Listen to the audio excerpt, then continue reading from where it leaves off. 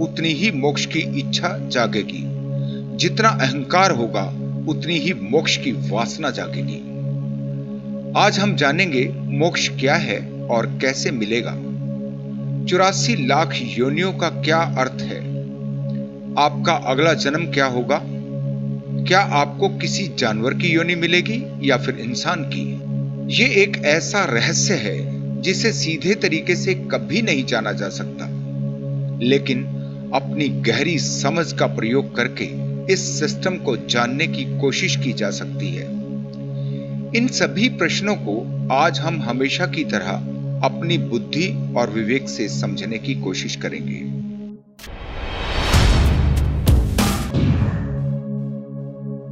जीवन है नदी के प्रवाह की तरह, निरंतर आगे बढ़ते जाना और अपनी सारी कामनाओं की, सारी इच्छाओं की पूर्ति करके अंत में सत्य के सागर में प्रवेश करके हमेशा हमेशा के लिए विलुप्त हो जाना। इस सृष्टि में जो भी दिखाई देता है सब में जीवन है, किसी में कम तो किसी में ज्यादा। पत्थर भले ही निर्जीव दिखाई दे, लेकिन उसमें भी जीवन छुपा है। वो भी पैदा होता है और मरता है। सभी तरह के जीवन को मिलाकर 84 लाख योनियां कहा गया है।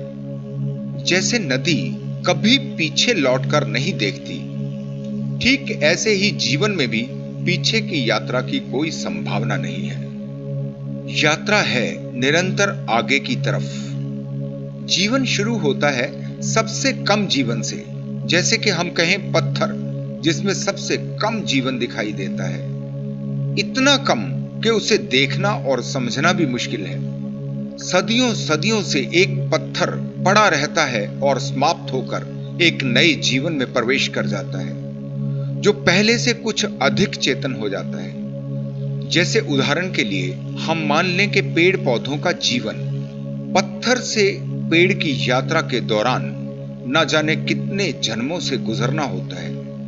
फिर ऐसे ही जन्मों जन्मों से गुजरकर पेड़ से जानवर तक का सफर, फिर जानवर से इंसान तक। इन सभी से गुजरकर ही आपको मनुष्य का जीवन मिला है। तो वापस आप किसी जानवर की योनि में जाएंगे, इसकी कोई संभावना नहीं है। जितनी ज्यादा आपकी जानने की प्यास होती है, उतनी ही आपकी समझ हर रोज गहरी होती जाती है। जितना ज्यादा जानते हैं उतना ही आगे बढ़ जाते हैं। नहीं जानते तो वहीं के वहीं रह जाते हैं, लेकिन पीछे लौटने का कोई रास्ता नहीं है। ऐसा मैं किस आधार पर कह रहा हूं, जरा समझें। आप बहुत से इंसानों को देखेंगे जो केवल देखने में ही इंसान हैं। वास्तव में उनकी बुद्धि आपको जानवर जैसी ही दिखाई देगी। केवल शरीर से इंसान, लेकिन बुद्धि के तल पर पशु, क्योंकि वो अभी